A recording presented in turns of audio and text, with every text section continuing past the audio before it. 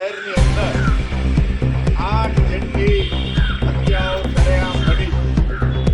આજથી 20-25 વર્ષ પહેલા જે સુરત ખૂબ જ સુરક્ષિત સુરત કહેવાતું હતું, એ સુરતની અંદર હત્યા જેવી ઘટનાઓ સામાન્ય બની ગઈ.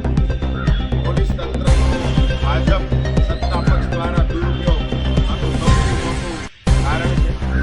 વિપક્ષને દબાવવા માટે પોલીસનો એસઓજીનો દુરુપયોગ, વિપક્ષ ઉપર નજર રાખવા માટે આઈબીનો દુરુપયોગ. આઈબી અને પોલીસનું કામ રાજનીતિ કરવાનું બિલકુલ છે જ નહીં.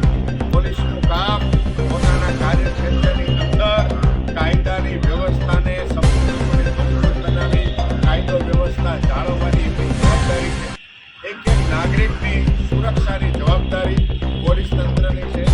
શહેરની અંદર ક્યાંય પણ કોઈ પણ પ્રકારની હિંસક ઘટનાઓ ન બને, તોફાનો ન થાય, કાયદો વ્યવસ્થા બગડે નહીં, એ જોવાની જવાબદારી ઇન્ટેલિજન્સ બ્યુરોની એટલે કે આઈબીની. પણ ભાજપ દ્વારા આઈબી અને પોલીસનો સંપૂર્ણપણે દુરુપયોગ થાય છે. જેના કારણે ગુનેગારો બેફામ બની ગયા છે, બેફામ બની ગયા છે. ગુનેગારોની અંદર પોલીસનો ડર રહ્યો નથી અને સામાન્ય માણસ પોલીસથી ખબડી રહ્યો છે. ખરેખર આનાથી ઉલટું હોવું જોઈએ.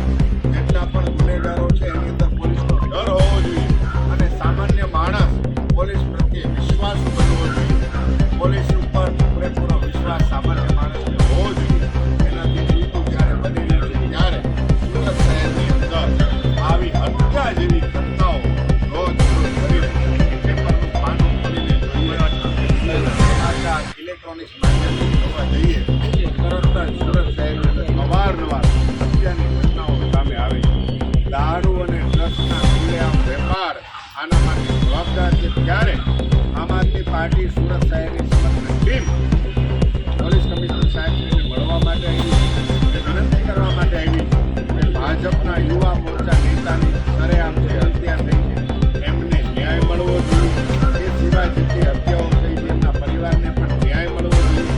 રાજધર્મથી ઉપર માનવતાનું ધર્મ છે. કોઈ પણ પાર્ટીનો માણસ હોય, કોઈ પણ પાર્ટીનો નેતા હોય, કાર્યકર્તા હોય, એની હત્યા થાય, સામાન્ય માણસની હત્યા થાય, પ્રકારની અવ્યવસ્થા સર્જાય, કાયદો કોઈ હાથમાં નહીં